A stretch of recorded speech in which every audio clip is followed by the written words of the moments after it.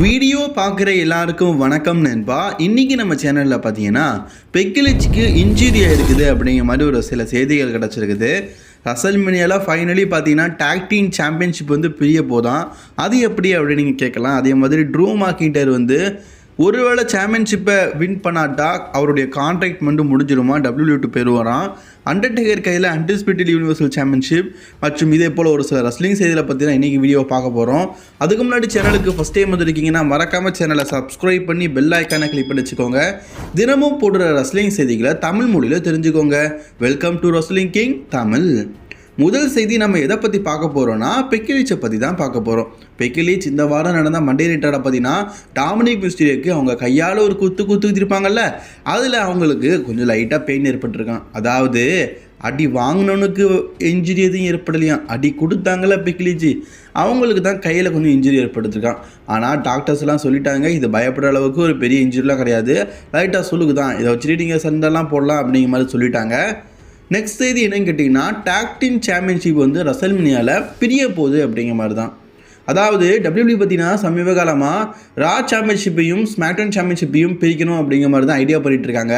அது எந்த வகையில் பிரிக்க போகிறாங்க அப்படிங்கிறது நமக்கு காட்டலை. ஆனால் நமக்கு கிடச்சிருக்க செய்தி என்னன்னு கேட்டிங்கன்னா இப்போ ஃப்ரெஷ்ஷாக கிடச்சிருக்குது. இதுக்கு முன்னாடி கிடச்சது இப்போ மீண்டும் அது ரீயூனியாக இருக்குது. அதாவது ரசல்மேனியாவில் undisputed WWE tag team championship match வந்து லேடர் மேட்சாக நடக்குது.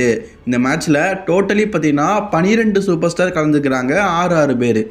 இதில் 2 டீம் வந்து ஒவ்வொரு சைடு ஏறி ஒவ்வொருத்தரும் ஒவ்வொரு பிராண்ட் சாம்பியன்ஷிப்பை பிடிங்கிடுவாங்க. அப்போ ஆட்டோமேட்டிக்காக பார்த்தீங்கன்னா 2 சாம்பியன்ஷிப் வந்து பிரிஞ்சிரும்ல அப்படிங்கிற மாதிரி சொல்லப்படுது. இதை பார்க்கும்போது ஆமாம் இதுக்கும் வாய்ப்பு இருக்குது அப்படிங்கிற மாதிரி தான் எனக்கு தோணுது.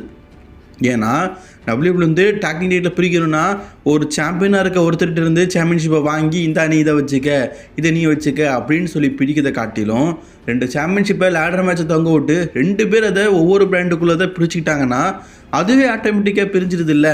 இப்போ எக்ஸாம்பிளுக்கு நம்ம ஆர்டர் இருக்காருன்னு வைங்களேன், லேடர் மேட்ச் இருக்குது, மேலே ஏறி போய் பார்த்தீங்கன்னா டாக்டிங் டைட்டில் எடுக்கணும். அவனா ஒரே ஒரு பிராண்டு மட்டும் எடுத்துகிட்டு நம்ம ரா பிராண்டு சேர்ந்தவங்க தானே, அதான் ரா பிராண்டை மட்டும் எடுத்துக்கிட்டே அப்படின்னு சொல்லிட்டு காமெடி தரம் கூட பண்ணுவார்.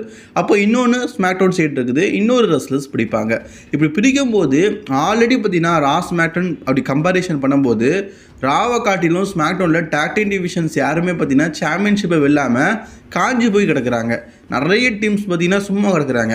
அதுக்கு காரணம் என்னதுன்னா டாக்டிங் சாம்பியன்ஷிப் மெயின் சாம்பியன்ஷிப் ஆயிடுச்சு.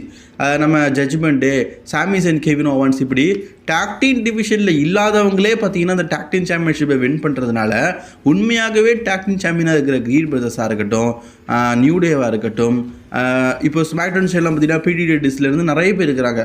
அவங்களுக்கு அந்த வாய்ப்பும் சரி சாம்பியன்ஷிப்ஸ் பார்த்தீங்கன்னா கிடைக்கவே இல்லை.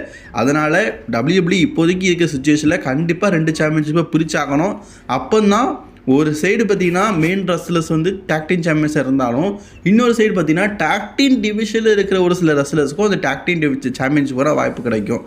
அது மேபி இந்த வருஷம் ரெஸ்ல்மேனியாவில் இது ரூமராக வந்து இருக்குது, நடந்தால் நல்லா தானே இருக்கும் 2 சாம்பியன்ஷிப் ரெஸ்ல்மேனியாவில் பிரிஞ்சா.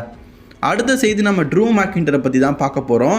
ட்ரூ மாக்கின்டர் பார்த்தீங்கன்னா இப்போ சமீபத்தில் வேர்ல்டு ஹெவிவெயிட் சாம்பியன்ஷிப்பாக செத்ரோன்ஸ்க்கு அகேன்ஸ்டாக ரெஸ்ல்மேனியாவில் மோத போகிறாரு அப்படிங்கிறது உங்கள் எல்லாருக்குமே தெரிஞ்ச விஷயம் தான். ட்ரூ மாக்கின்டர் பார்த்தீங்கன்னா இந்த இடத்த CM Punkகிட்ட இருந்து பிடிங்கிருக்கிறாரு அப்படிங்கிறது உங்கள் எல்லாருக்குமே தெரிஞ்ச விஷயம் தான்.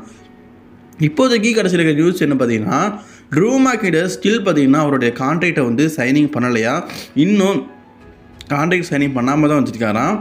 ரசல்மேனியாவில் சாம்பியன்ஷிப்பை வெல்லுறாரா இல்லாட்டா அவருக்கான வாய்ப்பை பிடுங்குறாங்களா அதை பொறுத்து தான் ட்ரூ மாக்கின்டருடைய கான்ட்ராக்ட் அடங்கும் அப்படிங்கிற மாதிரி சொல்லப்பட்டிருக்குது. அதாவது WWE பார்த்தீங்கன்னா ஒருவேளை ட்ரூ மாக்கின்டர்லாம் வேண்டாம், நம்ம டேமி பிஸ் இருக்கிறாரு, வேறு யாராவது வச்சு நம்ம வேர்ல்டு சாம்பியன் ஆக்கிடலாம், ட்ரூ மாக்கின்டர் வேண்டாம் அப்படின்னு முடிவு பண்ணிட்டாங்கன்னா கண்டிப்பாக வந்து ட்ரூ மாக்கின்டர் பார்த்தீங்கன்னா WWE விட்டு குயிட் பண்ணிட்டு போயிடுவாராம். ட்ரூ மாக்கின்டர் வேணும், WWEயில் முக்கியமான ஆள் ட்ரூ மாக்கின்டர் அப்படிங்கிற எண்ணம் WWEக்கு இருந்துச்சுன்னா கண்டிப்பாக பார்த்தீங்கன்னா ட்ரூ மாக்கின்டரை வந்து சாம்பியன் ஆக்குவாங்களாம். அப்போ கண்டிப்பாக ட்ரூ மாக்கின்டர் WWE விட்டு போகாமல் WWEலே ரீதி சைனிங் பண்ணதுக்கு வாய்ப்பு இருக்குது.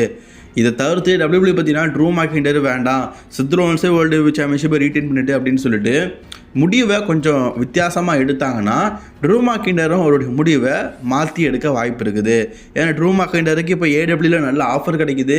இன்டெரக்டாகவே பார்த்தீங்கன்னா டபிள்யூ விட்டு வாங்க, நாங்கள் ஏடபிள்யூவில் பெரிய பெரிய சாம்பியன்ஷிப்பில் தரோம் அப்படிங்கிற மாதிரி ஓப்பன் டாக்காகவே பார்த்தீங்கன்னா ஏடபிள்யூ சொல்கிறதுனால ட்ரூ மேக்கின்டர் ஒரு வேளை டபிள்யூபிள்யூவில் ஹெவிவெயிட் சாம்பியன்ஷிப்பை ரெசல்மேனியாவில் வெற்றி பெறாவிட்டால் நம்ம அண்ணன் பார்த்தீங்கன்னா டபிள்யூபிள்யூ விட்டு போயிடுவார். அது அவரும் ஓப்பன் டாக்காகவே பார்த்தீங்கன்னா சொல்லிட்டாரு. அடுத்தது அண்டர்டேக்கர் கையில் அன்டிஸ்பியூட்டட் யூனிவர்சல் சாம்பியன்ஷிப். இது ஒரு படத்துக்கு டைட்டிலாகவே வைக்கலாம் போல் இருக்குது. அந்த அளவுக்கு இப்போ சமீபத்தில் அண்டர்டேக்கர் பண்ணுற ஒரு விஷயங்கள் ரொம்ப வைரல் ஆகிட்டு இருக்குது. அண்டர்டேக்கர் பார்த்தீங்கன்னா அன்டிஸ்பியூட்டட் யூனிவர்சல் சாம்பியன்ஷிப்பை ஒரு ஷோவில் தான் பார்த்தீங்கன்னா தான் மேலே போட்டுக்கிட்டு ஒரு ஃபோட்டோ எடுத்துக்கிறாரு. செம்மையாக இருக்குல்ல அண்டர்டேக்கருக்கு இந்த சாம்பியன்ஷிப்பு. இந்த கோல்டு கலரும் நம்ம ஆளு பார்த்தீங்கன்னா ஒரு தங்க நாற்காலி மாதிரி இருக்கிறதும் அவருக்கு இந்த கோல்டு கலர் சாம்பியன்ஷிப் செம்மையாக இருக்குல்ல. இது ஒரு இப்போ நடந்த சமீபத்தில் நடந்த ஒரு ஷோவில் பார்த்தீங்கன்னா அண்டர்டேக்கர் வந்து தான் தோல் மேலே அந்த அன்டிஸ்பியூட்டட் யூனிவர்சல் சாம்பியன்ஷிப்பை போட்டு ஒரு ஃபோட்டோ எடுக்கும்போது எடுக்க புகைப்படம் தான் இது. அடுத்த செய்தி நம்ம எதை பற்றி பார்க்க போகிறோன்னா, மேட் கரனோடா அப்படிங்கிற ஒரு ரெஸ்லர் உண்டு. நம்ம டபிள்யூபிள்யூவில் சாக் ரைடர் அப்படிங்கிற பேரில் இருந்தார்ல, அவங்க எல்லாருக்குமே தெரியும். ஸோ அவர் பார்த்தீங்கன்னா இப்போதைக்கு ஏஇடபிள்யூவில் பார்த்தீங்கன்னா டெபியூட் ஆகிட்டார். ஆல்ரெடி ஏஇடபிள்யூ பொறுத்த வரைக்கும் நேற்று நான் ஒரு வீடியோ போட்டிருப்பேன். ஏஇடபிள்யூ பொறுத்த வரைக்கும் ரெஸ்லர்ஸோடைய பட்டாளம் ரொம்ப அதிகம். அவனுங்களே பார்த்தீங்கன்னா சம்பளம் கொடுக்கல, என்ன பண்ணுறதுன்னு நினச்சிட்டு இருக்க நிலையில் சம்பளம் என்ன, என் சொத்தை விற்று இப்போ பிச்சை எடுத்தாலும் பரவாயில்ல, ரெஸ்லர்ஸை நான் ஏஇடபிள்யூக்கு கூட்டிகிட்டே வந்துகிட்டே இருப்பேன் அப்படிங்கிற முடிவில் பார்த்தீங்கன்னா டோனி கான் இருக்கார் போல இருக்குது. இப்போது மேட் கரண்டா அப்படிங்கிற ரெஸ்லரையும் பார்த்தீங்கன்னா ஏஇடபிள்யூக்கு கூட்டிகிட்டு வந்துட்டார். அந்த ஆள் டபிள்யூபிள்யூக்கு வருவார்னு சொல்லிட்டு ரொம்ப நாள் நியூஸ் இருந்துச்சு. ஏன்னா அந்த ஆளுடைய ஒய்ஃப் செல்சி கிரீன் இருக்கிறாங்கல்ல, அவங்க டபிள்யூவில் தான் ஒர்க் பண்ணுறாங்க. அதனால் அந்த ஆளும் பார்த்தீங்கன்னா டபிள்யூபிள்யூக்கு வருவாங்கன்னு சொல்லப்பட்டது. பட் ஆனால் இப்போதைக்கு ஏடபிள்யூ போயிட்டாங்க. ஸோ ஃபைனலி பார்த்தீங்கன்னா நம்ம மெயின் ஈவெண்ட்டாக பார்க்க போகிறது நம்ம ஜான் சீனாவை பற்றி தான்.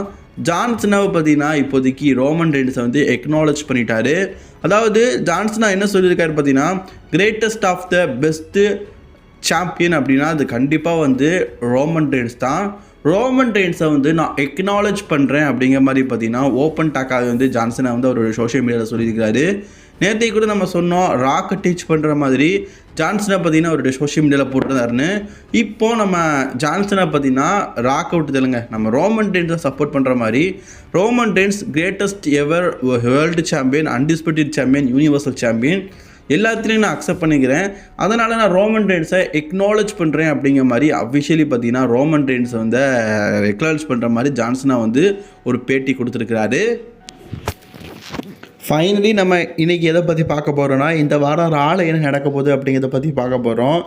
இந்த வாரம் ராவை பொறுத்த வரைக்கும் ட்ரைபல் சீஃப் ரோமன் ரெயின்ஸ் பார்த்தீங்கன்னா இந்த வாரம் நடக்க போகிற மண்டே நைட் ட்ராக்கு அவர் undisputed universal championship gold colour championship வந்ததுக்கப்புறமா ஃபஸ்ட் டைம் வராரு. ராக்குக்கும் பார்த்தீங்கன்னா ரோமன் ரெயின்ஸ் கூட சேர்ந்து வராரு.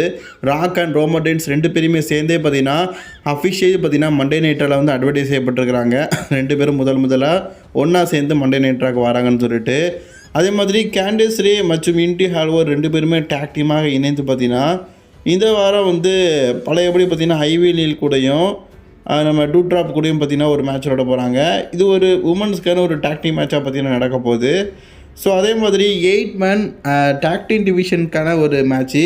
இதில் 8 மேன் டாக் டீம் மேட்சே நடக்குது. Johnny Gargano, Tommaso Ciampa, New Day and Judgment Day இவங்களுக்குள்ளே பார்த்தீங்கன்னா ஒரு 8 மேன் டாக் டீம் மேட்சாக பார்த்தீங்கன்னா இந்த வாரம் நடக்க போகிற ஃப்ரைடே நைட்ஸ் மட்டும் நடக்க போகுது. அதே மாதிரி போன வாரம் வந்து சாமி சேன் வந்து தோற்று போனார்ல, அதுக்கு ரிவெஞ்ச் எடுக்க மாதிரி இந்த வாரம் பார்த்தீங்கன்னா சாமி சேனுக்கு ஒரு மேட்ச் பார்த்தீங்கன்னா இருக்குது அப்படிங்கிறது அஃபிஷியலாக கன்ஃபார்ம் பண்ணியிருக்கிறாங்க. இதெல்லாம் இந்த வாரம் மண்டே நைட்டாக நடக்குதுன்னு சொல்லிட்டு அஃபிஷியலாக கன்ஃபார்ம் பண்ணியிருக்கிற மேட்சஸ். ஓகே நண்பா, இந்த வீடியோ பிடிச்சிருந்தா லைக் ஷேர் கமெண்ட் பண்ணிக்கோங்க. தொடர்ந்து வீடியோ பார்க்கறதுக்கு சேனலை சப்ஸ்கிரைப் பண்ணி பெல் ஐக்கானை கிளிக் பண்ணி வச்சுக்கோங்க.